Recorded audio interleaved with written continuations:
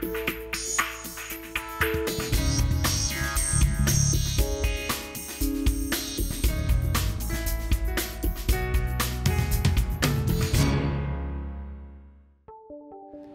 to BluPrint Conversations, a series of discussions with architecture and design professionals about the impact of design. I'm Lawrence Carlos, Associate Editor of BluPrint Magazine, and I'm here today at WTA Architecture and Design Studio to talk to William T, Principal of the firm, about what he means by the phrase social architecture. Hello, William. Hello. Nice to see you. And so I'd like to ask you about the definition of this phrase, social architecture. What do you mean by this? We've been talking about social architecture because architecture lately, there's been a social agenda behind it. And we wanted to kind of like put this in our Philippine context and also to kind of like see how this would be reflected or manifested physically in architecture. So I'd like to ask you about the bookstop. It's been a great success. So where did the idea for a pop-up library come from? I think when you look at architecture of libraries, the first question is always like, are libraries still relevant? Do people still read books? Do they just go on Kindle? And we kind of tried to, answer this question as an architect and say, well, maybe, it's the platform that needs to be changed. Maybe it's the idea of how libraries are. Maybe this typology needs to evolve to better serve like mega cities as we have now. And so we kind of like try to break down what a library really means and what are the essential parts of a library. There are two different designs for the bookstop, and it's been in different locations. So can you share with us the differences between the two designs? The first bookstop was actually like a series of portals. So if you look at it, it's kind of like a portal. And the idea of like, if you read a book, you go into a different world. And one of our ideas about social architecture, or about the bookstop at least, is really to create an Instagram moment, to make it attractive for people to be curious, for people to come over. And so if you look at it from every angle or every side, it's actually a different shape. It's a trapezoid. And the idea that it's really open. The reality is accessibility, is only available for people with means. Because a lot of our architecture, especially the ones that are institutional, they're very intimidating.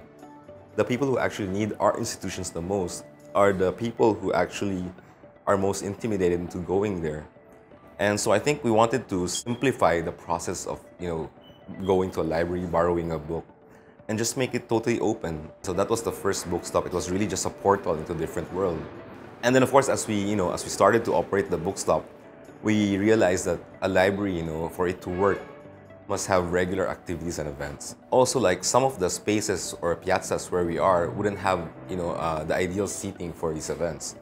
So the second bookstop was imagined kind of like a staircase, because people still want their own personal space. So it's almost like a series of like very thin staircases stacked together. And if we talk about another project now, which is the Museo del Prado, which has also been quite a success, it also engages with the public in a different way. So where did the inspiration for this project come from? So we wanted to pursue this idea of social architecture in terms of like other institutions. And we thought this project with the Spanish Embassy was the perfect venue for it, or platform. And we said, okay, so what would be an ideal setting for a museum? Actually, the best way to enjoy a painting is under natural daylight, right? And so we said if we could make it outdoors in a park setting, that would be perfect, right? And so the idea really is that you don't go to a museum and kind of like run this amazing race where you have to do this like laundry list of paintings. You can enjoy it as part of your daily life. You can look at 2-3 paintings a day. So the idea of being able to recreate spaces by these modules, like you have gallery spaces, you have a centerpiece, you can have long corridors. Like these experiences, they can be replicated using these modules in terms of like how you arrange them. So lastly, how would you summarize the learnings from both projects?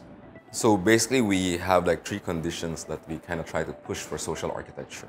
The first one is we want architecture that engages with the people. And what this actually means is that what if we try to reverse, our relationship with architecture, and then we have the buildings come to us instead of us having to go to the buildings. The second part is trying to remove barriers and creating barrier-free spaces and just making it accessible for everyone, And then the last one is to create, localized project in terms of like, it's not this huge monolithic institution, but to create a network, of smaller bite-sized spaces that would serve a much bigger audience and kind of like capture the city like a net, Those are the 3 things that we really push for. Fantastic. Thank you very much, William. So that wraps up our discussion about social architecture.